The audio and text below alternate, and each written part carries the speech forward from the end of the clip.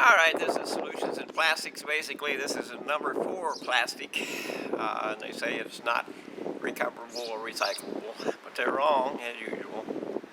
This is about 4 plastic bags, and what you have to do is heat it until you get the air out. Once you get the air out, the product that's left over is similar to a brick, actually, or even a block of wood. It becomes tight. I beat on this and I chopped on this, and it has good building qualities. It's usable, and it's waterproof, and it's not very fire. It doesn't react badly to fire. It's really just this is fire on it.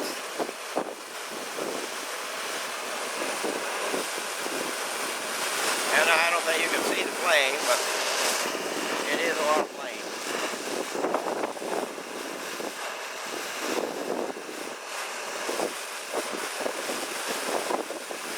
It will eventually light, but it's hard to light. It doesn't particularly melt well. And you can actually, once you take the fire away, it actually usually goes right out, and you can blow it out. It's very easy to extinguish. And if you heat it, the top surface becomes sticky, and that allows you to bond the next brick to the system. So we're talking about building bricks primarily, or building blocks. And they can be arranged in a lot of different ways.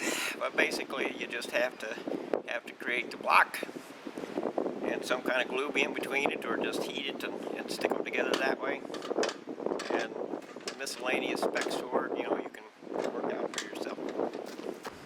So this is a bunch of plastic bags that we're going to heat up and reduce to a much smaller volume, just to give you an indication of what it is. Hang on.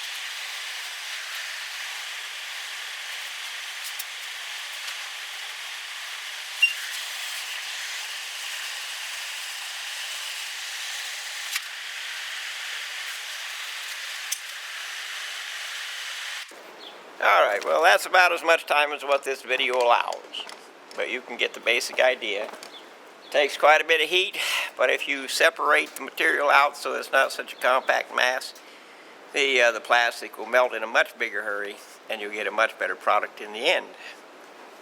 That's number 4. You can also, the number 2 plastics, melt in a liquid. But they're basically a napalm, so be very careful with them. However, as a syrupy liquid, you can actually coat the bottom of anything that goes into the ground, such as wood. You could coat railroad ties to make them last longer. As far as PVC goes, that is a structural material, and if you put an iron pipe in the middle of it, in particular, something on that order, you can create a whole post, a whole pole that would be useful for a high line. Why, you glue it all together and you wrap it with some of the very strong plastics on the outside. That'll give you, the iron post in the middle will give you some lateral strength, and the PVC composite that builds up the diameter of the post for a highline pole will give you some strength so that you can use less material from iron. And the outer wrapper, that is of some of the very strong plastics that don't pull apart easily. That will give you a combined finish that is a good product, a very useful product, and it will not rot. Well, the iron pipe will rot a little bit on the bottom if you don't do it right, but if you do it right, it will stay there forever. Not a bad thing. So there are different things you can do with plastics. You just have to have a different attitude. And while this may not look like much, the reality of it is, once you get the air out of it, you really do have a useful building block. You can treat it a little bit like iron, I think. You can push it out into sheets, and it becomes a durable product. You can coat it with something after you get it, run out into a sheet, or whatever it is you want to do with it. And at any rate, it should make a very good usable building block for housing. Not for great big tall buildings or something like that, but for useful purposes that most anybody wants to do.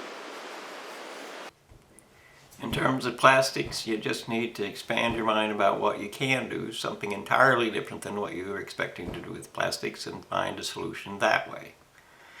Such as, even if you don't build highline posts, you can cover the top of a highline post as it rots from the top down. So if you cover the top, you gain some years out of it, just by covering it up. Or the cross arms can be covered, things like that. Or you can wrap them in plastic. The posts, anything you can do to protect them from the weather will increase their lifetime. And you don't have the timber, you don't have the means to replace the resources that are already gone. You must do something else. So think about that. Cover your fence posts. Gain 2 or 3 times the lifespan by just covering them up, even if they're wood. That's bottoms and all, so they don't rot off. You can do any number of things. Use your head. If you think outside the box, which is what you're required to do, you can put your plastic, you can make a mattress out of it by melting or pushing down a layer, leaving the layer with air in it, and creating another layer. If you do it properly, you can create a collapsible, that will spring back mattress type layer that you can actually get a little bit of benefit from. That's waterproof and bug proof and so on. Just something that can be used, particularly in the very poor areas where they otherwise sleep on the ground, or in worse. Plastic ripped into shreds, plastic bags ripped into shreds, or any of the other stuff can make a very suitable insulation. Mold doesn't grow on it. It's waterproof. You can have air spaces. It can work. with regard to insulation, it's like paper that I tried 50 years ago to talk government officials into, creating buying a shredder for it so that you can just have the poor people bring the product in and have the service grind them up for it, and then they take it home for insulation for their houses. It would have saved endless amounts of heat and carbon dioxide and so on, but they were way too damn smart. Way too smart. They just didn't have a brain. I think they sold it. Like they sold everything else in America.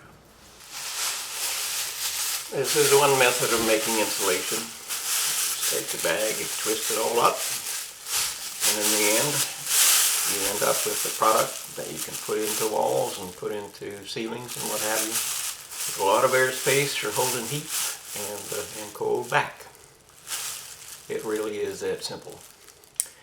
And as you saw earlier, it's not very flammable whatsoever, and it's completely moisture resistant and bug resistant and so on. You can literally fill up an attic with this stuff and create all kinds of insulation for you. And if you just give it to the poor so they can do it to their houses, think about how much benefit that would be.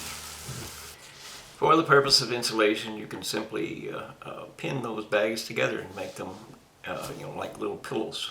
That would be easier to pack an attic with. Just throw them in place. In real world terms, the use of plastics recovered from plastic bags and things that you can actually create a slab of material out of can also be used for shingles and a variety of things. Shingles would be very fire tolerant, no mold or mildew. You can do a lot with it, not just throw it away. Instead of paper labels, things that don't belong, just a simple piece of plastic to do the slip over the top and make your label that way. It's simple and easy, and it doesn't cause any problems with recycle.